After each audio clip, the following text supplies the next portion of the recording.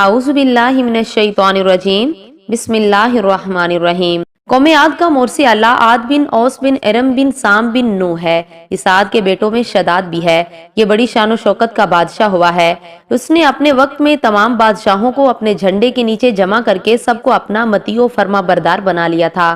اس نے پیغمبروں کی زبان سے جنت کا ذکر سن کر براہ سرکشی دنیا میں ایک جنت بنانی چاہی اور اس ارادے سے ایک بہت بڑا شہر بنایا جس کے محل سونے چاندی کی اینٹوں سے تعمیر کیے گئے اور زبرجد اور یاقوت کے ستون ان کی عمارتوں میں نصب کیے گئے اور ایسے ہی فرش مکانوں میں بنائے گئے۔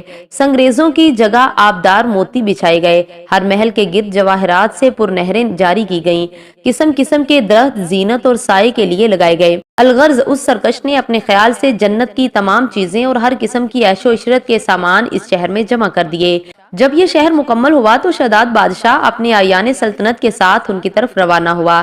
جب ایک منزل کا فاصلہ باقی رہ گیا تو آسمان سے ایک ہولناک آواز آئی جسے اللہ تعالیٰ نے شداد اور اس کے تمام ساتھیوں کو ہلاک کر دیا اور وہ اپنی بنائی ہوئی جنت کو دیکھ بھی نہ سکا۔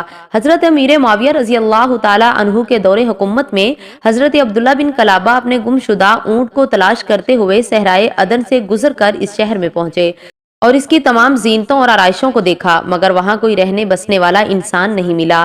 یہ تھوڑے سے جواہرات وہاں سے لے کر چلے آئے۔ جب یہ خبر حضرت امیر معاویہ رضی اللہ تعالیٰ عنہ کو معلوم ہوئی تو انہوں نے حضرت عبداللہ بن کلابہ کو بلا کر پورا حال دریافت کیا اور انہوں نے جو کچھ دیکھا تھا سب کچھ بیان کر دیا۔ امیر معاویہ رضی اللہ تعالیٰ عنہ نے کعب بن احبار کو بلا کر دریافت کیا کہ کیا دنیا میں کوئی ایسا شہر موجود ہے؟ تو انہوں نے فرمایا کہ ہاں، جس کا ذکر قرآن مجید میں بھی آیا ہے۔ یہ شہر شداد بن عاد نے بنایا تھا، لیکن یہ سب عذاب الہی سے ہلاک ہوئے اور اس قوم میں سے کوئی ایک آدمی بھی باقی نہیں رہا۔ اور آپ کے زمانے میں ایک مسلمان جس کی آنکھیں نیلی، قد چھوٹا، اس کے ابرو پر ایک تل ہوگا، اپنے اونٹ کو تلاش کرتے ہوئے اس ویران شہر میں داخل ہوگا۔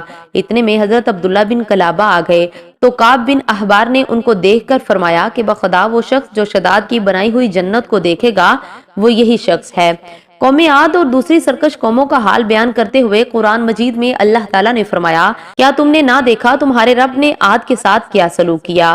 وہ ارم حد سے زیادہ طول والے کہ ان جیسا شہر میں پیدا نہ ہوا، اور سمود جنہوں نے وادی میں پتھر کی چٹانیں کاٹی، اور فرعون جو کہ سخت سزائیں دیتا تھا، جنہوں نے شہروں میں سرکشی کی اور پھر ان میں بہت فساد پھیلایا، تو ان پر تمہارے رب نے عذاب کا کوڑا بقوت مارا۔ اللہ تعالیٰ کو بندوں کی سرکشی اور تکبر و غرور بے حد ناپسند ہے، اس لیے خداوند قدوس کا دستور ہے کہ ہر سرکش اور متکبر قوم جس نے زمین میں اپنی سرکشی اور ظلم و عدوان سے فساد پھیلایا، اس قوم کو قہر الہی نے کسی نہ کسی عذاب کی صورت میں ظاہر ہو کر ہلاک و برباد کر دیا۔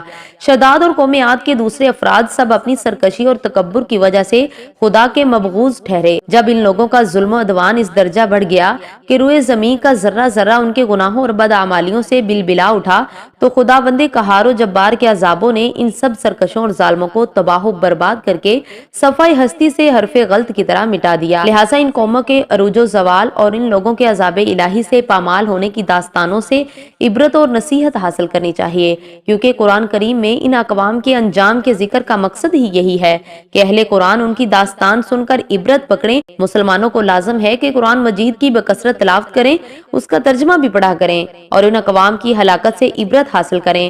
ہر وقت توبہ استغفار کرتے رہیں اور ہر قسم کی بد اعتقادیوں اور بدعمالیوں سے ہمیشہ بچتے رہیں۔ اعمال صالحہ کی کوشش کرتے رہیں اور مال و دولت کے غرور و گھمنڈ میں سرکشی اور تکبر نہ کریں، بلکہ ہمیشہ دل میں خوف خدا عز و جل رکھ کر تواضع و انکساری کو اپنی عادت بنائیں اور جہاں تک ہو سکے اپنی زندگی میں اچھے اعمال کرتے رہیں۔